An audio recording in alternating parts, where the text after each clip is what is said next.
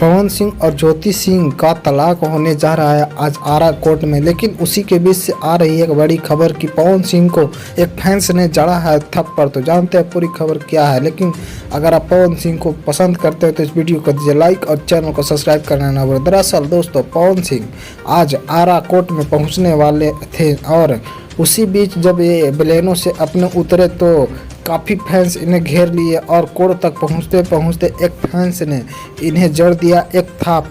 और जब उस फैंस से पूछा गया कि आपने क्यों आखिर पवन सिंह को मारा, तो उसने जवाब दिया कि अगर कोई स्टार 3 शादी करे तो कैसा लगता है फैंस को, तो हम उनको यही एहसास दिलाना चाहते थे और हम चाहते हैं कि ऐसा वे ना करें। लेकिन आज तलाक हो ही जाएगा जैसा आज देखा जा रहा है बैकग्राउंड।